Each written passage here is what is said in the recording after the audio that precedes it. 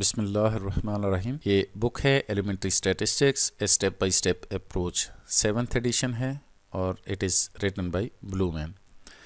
इसका page number है 434 और इसका प्रॉब्लम नंबर 9 है। Heights of tall buildings. A researcher estimates that the average height of the building of 30 or more stories in a large city is at least 700 feet. ये उसने hypothesis यहाँ पर दिया हुआ है कि 30 or more stories in a large city is at least 700 feet. अब a random sample of 10 buildings is selected and the heights in the feet are shown at alpha is equal to 0.025. Is there enough evidence to reject the claim? अब claim ऊपर उसने already दिया हुआ है, तो average height की बात की है, तो अब हम इसका हाइपोथेसिस सबसे पहले फार्मूलेट कर लेते हैं। तो यहाँ उसने दिया हुआ है कि mu is at least 700 feet. तो ये देखें 700 एट लीस्ट को हम इस तरह से लिख लेते हैं, greater than or equal to, और ये मेरे पास नल हाइपोथेसिस बना है क्योंकि इसमें इक्वलिटी का साइन आ रहा है। और इसके बाद मैं अल्टरनेटिव हाइपोथेसिस फार्मूलेट कर लूँगा कि mu is less then 700 feet. अब ये 700 लिख लिया, ये मेरा नल और अल्टरनेटिव हाइपोथेसिस फार्मूलेट हो गया। सेकंड में हम जो है यहाँ पे ये अल्फ़ा की वैल्यू 0.025 लिख लेते हैं, 0.025 ये आ गया है। इसको हम यहाँ पर ये लिख लेते हैं, मैं इसको पी वैल्यू मेथड से करता हूँ, यूज़ पी वैल्यू मेथड। हम इसको पी वैल्यू मेथड के ज़रिए प्रॉब्लम को सॉल्व करेंगे। तो इसमें थर्ड स्टेप में चूँकि ये देख लें कोई स्टैंडर्ड डिवीएशन वगैरह ऐसी चीज़ नहीं दी है, उसकी जगह पर उसने यहाँ डेटा दे दिया है और सैम्पल भी 10 का है। तो पॉपुलेशन स्टैंडर्ड डिवीएशन अननोन और P N is less than 30, तो therefore we use the T statistic और T is equal to X bar minus mu divided by S over under root N. तो ये आ गया है। इसके बाद जो है फोर्थ स्टेप आ जाता है जिसमें हम यहाँ पर कैलकुलेशन कर लेते हैं। फोर्थ स्टेप या उसमें क्रिटिकल रीजन भी बनाया जा सकता है, लेकिन चूंकि हम पी वैल्यू मेथड से कर रहे हैं तो इसमें बेस्ट ये है कि आप जो फोर्थ स्टेप में ये कर लें कैलकुलेशन। तो ये कैलकुलेशन आ जाती है। इसमें कैसे, अब यहाँ पर आपको ये वैल्यूज़ गिवन हैं, तो आप यहाँ पर लिखेंगे 485, 511, 841,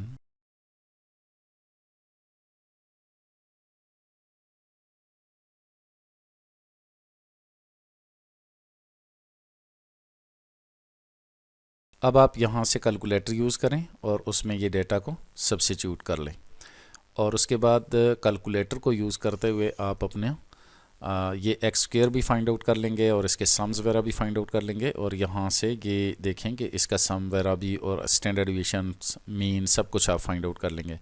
तो हम यहाँ पर आ जाते हैं। इसमें सबसे पहले यहाँ से मोड देखते हैं, कौन सा मोड है। यहाँ सिंपल कंपटीशन है, ये कम्प्लेक्स नंबर का है, ये स्टेट्स का मोड है। तो यहाँ पे 3 पे ये आ जाता है हमारा, ये देखें इसमें स्टेट्स मोड में आ गए। यहाँ पे 1 पे यहाँ पर वेरिएंस हम फाइंड आउट कर लेते हैं। तो यहाँ पर ये देखें ये डेटा आ गया है, ये देखें 485, 485 इसको इक्वल किया 511 इक्वल 841 इक्वल।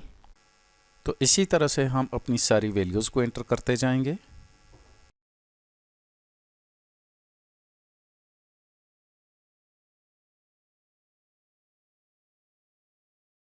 अब आप इसको यहाँ से जब सारी वैल्यू सब्स्टिट्यूट कर लेंगे, ऑल क्लियर करें, इसके बाद आप यहाँ से शिफ्ट में आ जाएं और उसके बाद ये देखें ये स्टेट्स लिखा हुआ है, आप इसको प्रेस करेंगे।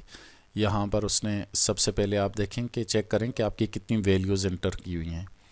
तो आप यहाँ से देख सकते हैं कि कितनी वैल्यूज़ एंटर की हुई हैं, आप उनको भी देख सकते हैं। ये देखें ये ओरिजिनल डेटा को आप यहाँ से एक दफ़ा फिर भी आप चेक कर सकते हैं कि 485 है, 511 है, 841 है, 725, 615 है और 520 है, 535 है, 635 है, 616 है और 582 और ये 10 वैल्यूज़ भी हैं। तो ये डेटा तो सही एंटर हो गया। अब आप दोबारा ये शिफ्ट करें और यहाँ से इस 1 को प्रेस करें। तो ये देखें, आप यहाँ से दोबारा ये टाइप भी कर सकते हैं, एडिट भी कर सकते हैं, डेटा में चले जाएं, ये सब कुछ। बहरहाल हम फ़िलहाल इसको ऑल क्लियर में चले जाते हैं और इसमें यहाँ से दोबारा शिफ्ट में जाएंगे और ये स्टेट्स में आ जाते हैं। तो सबसे पहले हम यहाँ पे सम्स को देखते हैं। तो ये देखें, इस 3 को प्रेस करें तो यहाँ पे इस 2 को प्रेस करेंगे तो आपको सम ऑफ x मिल जाएगा। इक्वल करें तो 6065 आ जाता है। तो ये देखें 6065, तो ये हमारा सम ऑफ x आ गया है। ठीक है, इसके बाद हम जो है दोबारा देख लेते हैं कि सम ऑफ एक्स स्क्वायर किसके इक्वल होगा। तो ये देखें सम, इसके बाद 3 में दोबारा आ जाते हैं और ये देखें इस 1 को प्रेस करेंगे तो मेरे पास सम ऑफ एक्स स्क्वायर आ जाएगा। अब ये देखें एक्स स्क्वायर्स के सम आएंगे। तो यहाँ मैंने इसको स्क्वायर्स नहीं किए हैं, लेकिन इसके कैलकुलेटर के अंदर ऑलरेडी ये सब 485 का स्क्वायर हो गया, 511 का स्क्वायर हो गया। तो ये यहाँ पे आपने इसके स्क्वायर्स करने हैं, यहाँ पे कि 485 का स्क्वायर करना है। ठीक है, ये सम ऑफ एक्स स्क्वायर आया हुआ है। तो ये क्या है, 3785507, 3785507। ये चेक कर लेते हैं, 3785507, और ये मेरे पास क्या है, ये सम ऑफ एक्स स्क्वायर है।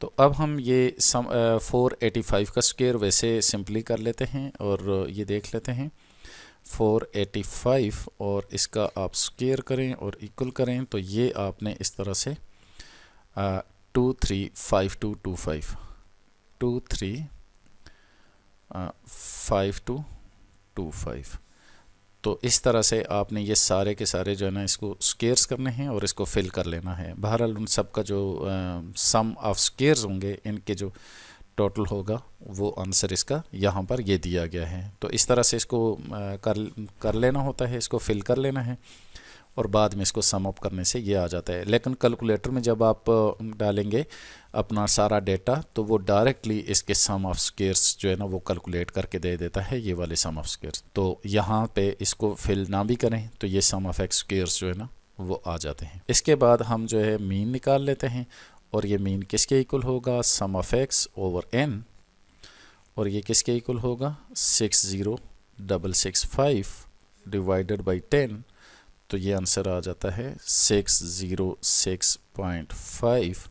इसके बाद हम स्टैंडर्ड डेविएशन निकाल लेते हैं और उससे पहले हम वेरिएंस निकालते हैं सम एस स्क्वायर, और वो किसके इक्वल होगा, वो n-1, और इसको ब्रैकेट में लिखते हैं sum of X square minus sum of X whole square over n। इसके बाद आपने यहाँ पे वैल्यूज़ डालनी हैं, ये जो सम्स किए हैं इनको आपने सब्स्टिट्यूट करना है।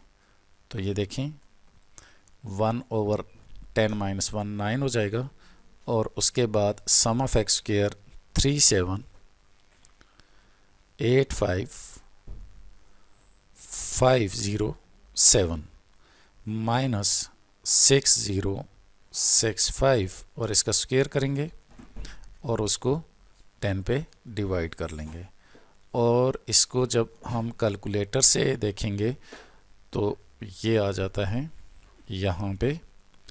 ये देखें, आपने शिफ्ट किया, आप यहाँ पे आ जाएंगे, यहाँ आप 4 में चले जाएंगे। ये देखें 4 पे SX यानी स्टैंडर्ड डिवीजन डायरेक्ट दे रहा है, तो आप 4 को करें और इसका स्क्वायर कर देंगे और इक्वल कर दें। तो ये आ जाता है स्टैंडर्ड 11898.28।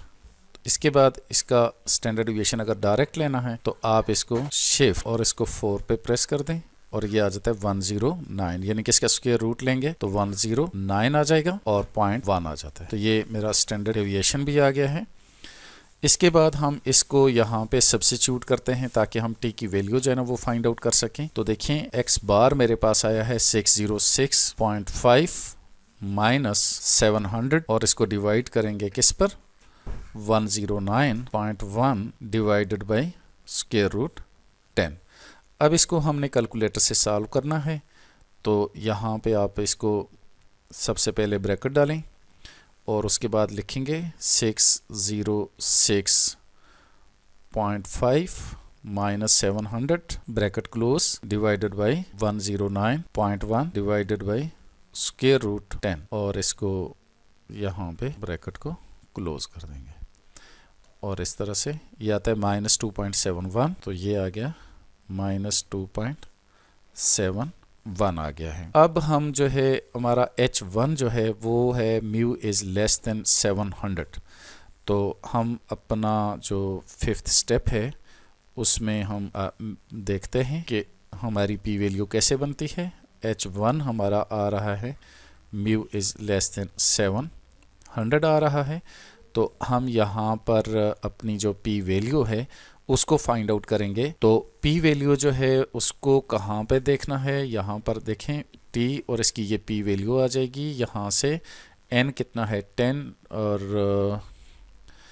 10 - 1 ये 9 आ जाएगा और इसके अगेंस्ट हमारी जो इसकी वैल्यू है वो है -2.71 तो -2.71 लेकिन यहाँ पर चूँकि माइनस दिया गया है तो हम जो टी का टेबल होता है उसमें पॉजिटिव वैल्यूज़ हैं तो हम पॉजिटिव वैल्यूज़ के अगेंस्ट ही देखेंगे। तो हम अपने टी के टेबल में चले जाते हैं और उसमें देखते हैं कि 9 के अगेंस्ट 2.71 कहाँ पर आता है। तो ये देखें ये 9 है, इसके अगेंस्ट 2.71 को देखेंगे हम तो 2.71 तो ये देखें 2.71 जो है वो यहाँ पे इन दो वैल्यूज़ के दरमियान आ रहा है। इस जगह पर 2.82 आ रहा है और 2.71 यहाँ पर कहीं है तो इसका मतलब पी वैल्यू हमारी जो है वो 1% से 2% के दरमियान फॉल कर रही है। यहाँ पर देख लें तो इससे अंदाज़ा हो गया कि हमारी जो पी वैल्यू है वो कहाँ पर फॉल कर रही है। P value which is greater than 0.01 and less than 0.02। दोबारा से देख लेते हैं एक दफ़ा क्या आ रही है। यहाँ पर ये देखें 1% और 2% के दरमियान में फॉल कर रही है। तो ये देखें पी वैल्यू जब ये आ रही है तो इसके बाद हम इस पी वैल्यू को किसके साथ कंपेयर करेंगे, अल्फ़ा के साथ। तो अल्फ़ा मेरा कितना है वो है 0.025। छठा स्टेप है conclusion. P value less than alpha आ रही है और अल्फ़ा किसके इक्वल है 0.025 है और पी वैल्यू उसके दरमियान है यानी कि 2% से अगर लेस है तो डेफिनेटली ये अल्फ़ा 0.025 से लेस होगी। So we reject H0। जब पी वैल्यू छोटी हो जाती है लेवल ऑफ सिग्निफिकेंस से तो हम अपने नल हाइपोथेसिस को रिजेक्ट कर लेते हैं। तो इस प्रॉब्लम में हमने अपने नल हाइपोथेसिस को रिजेक्ट किया क्योंकि हमारी पी वैल्यू जो है वो लेवल ऑफ सिग्निफिकेंस से काफ़ी कम आ रही है और हमने इसमें कैलकुलेशन की है। और कैलकुलेशन में आपने क्या करना होता है कि आपके पास डेटा होगा, डेटा को आपने यहाँ पर लिखना है, फिर उसके स्क्वेयर्स लिखने हैं और उनको सम्स करना है। अगर आप सिंपल कैलकुलेशन करते हैं, सिंपल कैलकुलेटर से करते हैं तो फिर आपने ऐसे करना है। अगर आपने साइंटिफिक कैलकुलेटर यूज़ करना है तो इन सारी वैल्यूज़ को साइंटिफिक कैलकुलेटर के अंदर फीड कर लें और उसके बाद उसके डायरेक्टली सम्स निकाल लें। तो इस तरह से मैंने जैसे यहाँ पर किया, सम ऑफ एक्स किया और फिर सम ऑफ एक्स स्क्वेयर्स डायरेक्ट कर लिए हैं। मैंने यहाँ पर इसको फिल नहीं किया, आप इसको फिल कर सकते हैं, वैसे कर लें। लेकिन ये कि अगर आप डायरेक्टली कैलकुलेटर में डालेंगे तो फिर यहाँ इसको फिल करने की ज़रूरत नहीं है। आप डायरेक्ट आप सम ऑफ एक्स स्क्वायर जो है वो फाइंड आउट कर सकते हैं अपने कैलकुलेटर से। तो इस तरह करके आपने अपनी ये टेस्टिंग ऑफ हाइपोथेसिस का प्रोसेस जो है वो कंप्लीट करना है।